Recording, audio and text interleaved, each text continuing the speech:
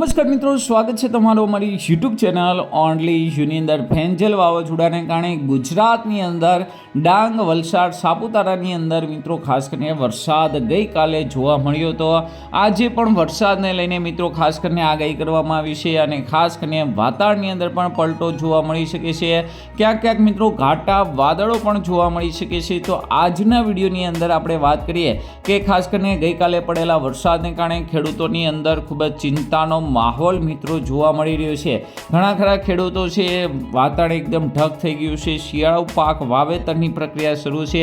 જ્યારે આવા સમયે મિત્રો ખાસ કરીને વરસાદ પડે તો જે શિયાળુ પાક હજુ વાવેલો છે એ પાકને મિત્રો ખાસ કરીને ખૂબ જ નુકસાન થઈ શકે છે. તો આજના વિડીયોની અંદર આપણે વાત કરશું કે આગામી અઠવાડિયું એટલે કે આગામી 10 દિવસ ગુજરાતનું વાતાવરણ કેવું રહેશે. ફેન્જલ વાવાઝોડાની અસર હજુ મિત્રો કેટલા દિવસ સુધી રહેશે, વાતાવરણમાં પલટાને લઈને મિત્રો ખાસ કરીને કેટલા દિવસની આગાહી છે, તેમજ અંબાલાલ પટેલ દ્વારા અને અશોકભાઈ પટેલ તેમજ હવામાન વિભાગ દ્વારા પણ આગામી 10 દિવસ હવામાનને લઈને માહિતી આપેલી છે. જેમાં પવનની ઝડપને લઈને ઠંડીની અંદર જ્યાં 8 ડિગ્રી એટલે કે 10 ડિગ્રી કરતાં પણ નીચું તાપમાન જશે તેવી પણ આગાહી કરી. તો કઈ તારીખથી આ તાપમાન છે એ ઘટવાનું શરૂ થઈ જશે અને કેટલા દિવસ સુધી હજુ વરસાદની આગાહી છે અને કયા કયા જિલ્લામાં આગાહી છે, આ તમામ માહિતી આજના વિડીયોમાં જોશું. તો આ વિડીયોને અંત સુધી જોજો. તેમજ અમારી યુટ્યુબ ચેનલ ઓનલી શ્યુ પર આપ નવા હો તો ચેનલને સબસ્ક્રાઈબ કરી દેજો. તેમજ મિત્રો આ વિડીયોને લાઈક કરી દેજો. તો સૌથી પહેલાં મિત્રો આપણે ખાસ કરીને વાવાઝોડાની અસર જોઈ લઈએ કે વાવાઝોડું ગુજરાત તરફ આવશે કે નહીં આવે. તો સૌથી પહેલાં આપણે વાત કરી દઈએ કે ફેન્જલ નામનો જે વાવાઝોડું હતું, હાલ તેનો ટ્રેક અગાઉથી જ મિત્રો બતાવવામાં આવી રહ્યો હતો કે આવી રીતે થઈ અને આગળ જઈ અને આ સોમાલિયા દેશ તરફ જશે. પરંતુ આ વાવાઝોડું જ્યારે બંગાળની ખાડીની અંદર હતું ત્યારે ખૂબ જ વિકરાળ રૂપ ધારણ કર્યું હતું અને તેની સાથે લાવેલા ભેજને કારણે તેનો વિસ્તાર છે ઘણા ખરો મોટો રહ્યો હતો, જેની અસર મિત્રો છે ગુજરાતના હવામાન સુધી થઈ.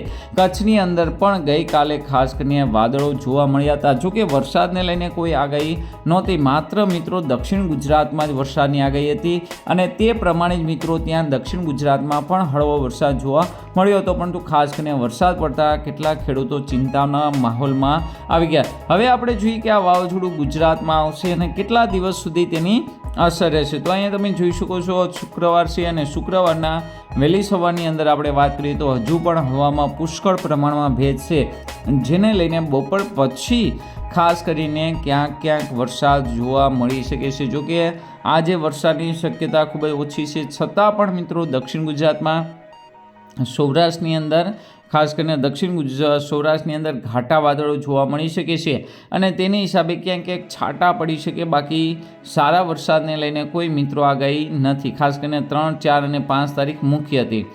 આ સિવાય 7 તારીખે તમે જોઈ શકો છો ત્યારે પણ મિત્રો ખાસ કરીને દક્ષિણ ગુજરાતમાં કેટલાક વિસ્તારમાં હવામાનમાં પલટો જોઈ શકો છો અને વાદળછાયું વાતાવરણ જોઈ શકો છો. પરંતુ ખાસ કરીને અહીંયા તમે જોઈ શકો પવનની દિશા હવે મિત્રો ઉત્તર પશ્ચિમની થઈ ગઈ છે, જેનો મતલબ એકદમ ઠંડી હવા છે અને આ ઠંડી હવાને કારણે મિત્રો તાપમાનની અંદર ઘટાડો થશે. તો ખાસ કરીને અહીંયા તમે જોઈ શકો છો કે ફેન્જલ નામનું વાવાઝોડું ગુજરાતની અંદર આવવાનું નથી, પરંતુ તેની અસરને કારણે ગુજરાતની અંદર ખાસ કરીને 2 દિવસ એટલે કે આજે અને આવતીકાલે હજુ પણ વાતાવરણની અંદર વાદળો જોવા મળી શકે છે. અહીંયા તમે મિત્રો ખાસ કરીને 10 અને 11 તારીખ સુધીનો મેપ જોઈ શકો છો. એકદમ ગુજરાતની અંદર ક્લિયર વાતાવરણ. ક્યાંક ક્યાંક મિત્રો હાઈ લેવલે, ઉપલા લેવલે આપણે જે સાદી ભાષામાં કહડા કહેતા હોય એ કહડા જોવા મળવાના છે. બાકી વરસાદને લઈને હવે કોઈ મિત્રો આગાહી નથી. આજનો દિવસ એક થોડોક દક્ષિણ ગુજરાતની અંદર થોડાક છાંટાછૂટી જોવા મળી શકે છે. હવે મિત્રો આપણે પવનની ઝડપ જોઈ લેવી, કારણ કે પવનની ઝડપ છે ખાસ કરીને ઠંડી અને વરસાદ માટે મુખ્ય રહેતી હોય. તો ઝપાટે આપણે મિત્રો જોઈ લેવી કે ગુજરાતની અંદર પવનની ઝડપ આજના દિવસે નોર્મલ રહેશે 22થી લઈને 24 કિલોમીટર પ્રતિ કલાકની ઝડપે.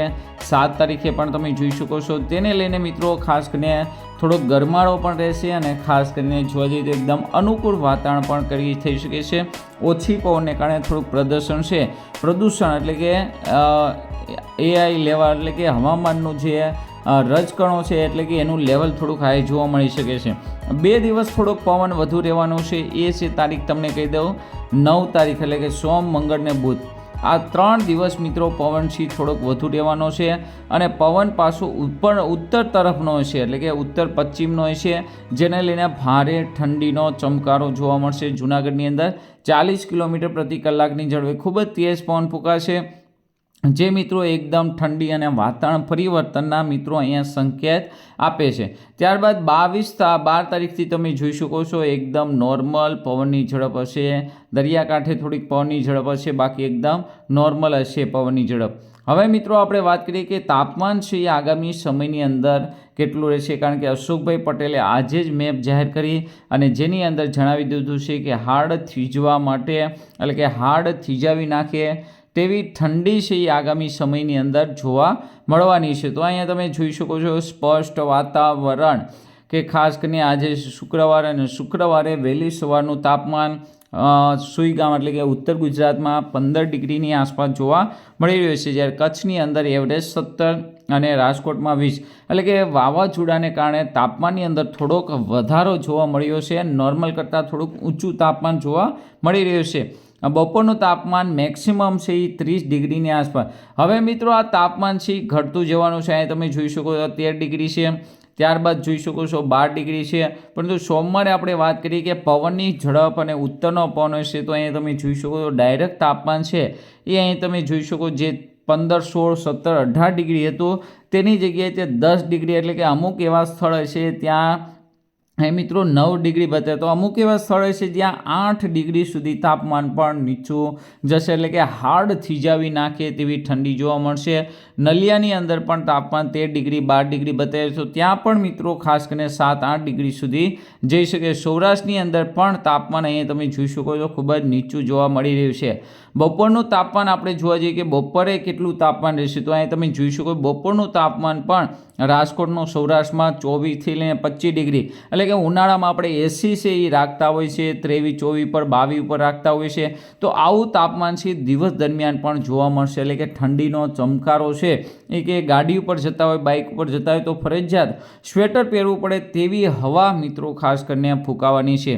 હજુ પણ તાપમાન મિત્રો ઘટતું જશે. અહીં તમે જોઈ શકો 10 ડિગ્રી તાપમાન માત્ર સૌરાષ્ટ્રની અંદર આગામી સમયની અંદર તાપમાન છે એ ખૂબ જ નીચું જઈ શકે છે.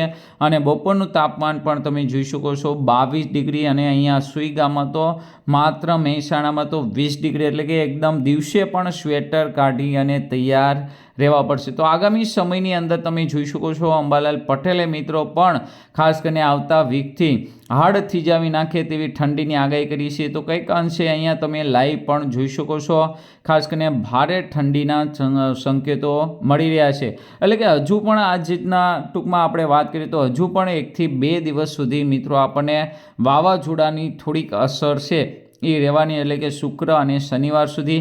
ત્યારબાદ એકદમ ગુજરાતનું વાતાવરણ ક્લીન થશે અને ગુજરાતની અંદર ખરેખર જામેલો શિયાળો હોય તેવા શિયાળાની શરૂઆત થશે, જે ખેતીના પાક માટે, લોકોના આરોગ્ય માટે મિત્રો શિયાળો છે અને ઠંડી છે એ ખૂબ જ જરૂરી છે.